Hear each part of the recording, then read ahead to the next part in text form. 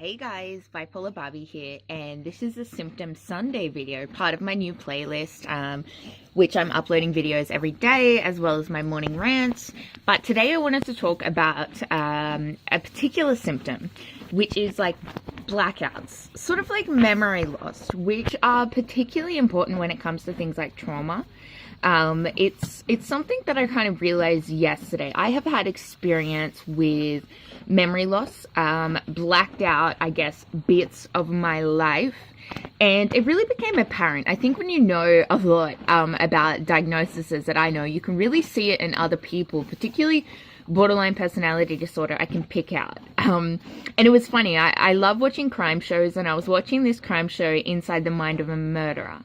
And this lady interviews murderers, and she was interviewing this guy, and there was a couple of things I really picked up on. Like, first of all, it's borderline personality disorder. A really fucked up childhood with an abusive father and a narcissistic mother, which, you know, kind of manifested in a lot of rage and a lot of anger and a lot of aggression, and not excusing any behavior at all. I don't think, this is an excuse. I don't think anyone really intends to use it as an excuse, but it's definitely an explanation, I think, as to why he acted in the way that he did. And a perfect example of how untreated mental illness or something like borderline personality disorder can really have very devastating consequences.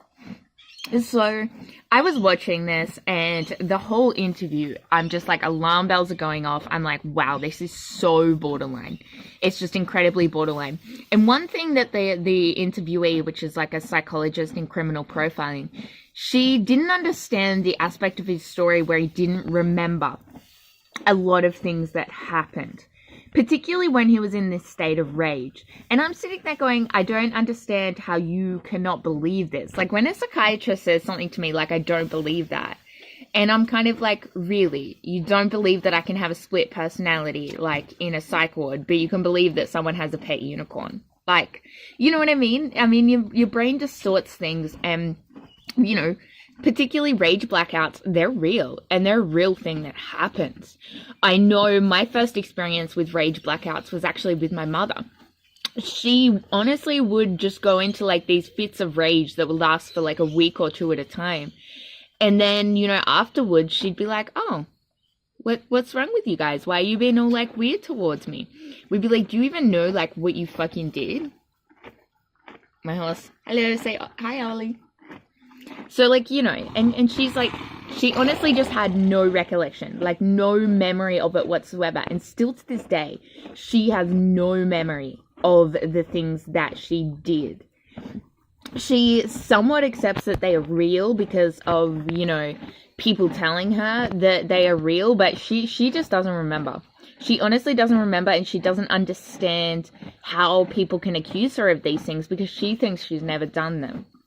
And personally, I would diagnose her with PMDD because that, now that I have PMDD and it being very hereditary, I understand that. I understand that week of PMDD week where you feel like you are outside your body and you are definitely not in control of yourself.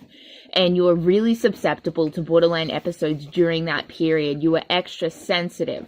And the rage that just builds inside me is just incredible. It's out of this world.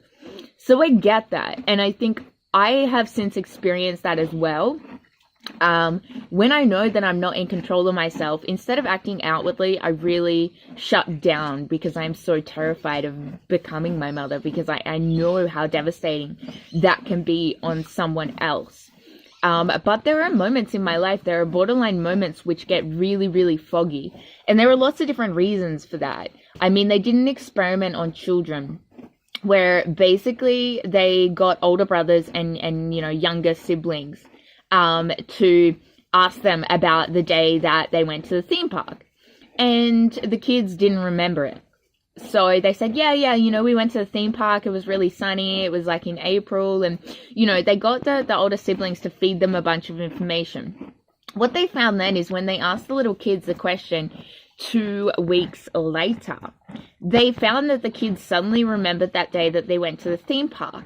And even more interesting is that they didn't just remember, you know, the facts that their brothers and sisters had told them, but they actually, you know, remembered this entire story that didn't happen.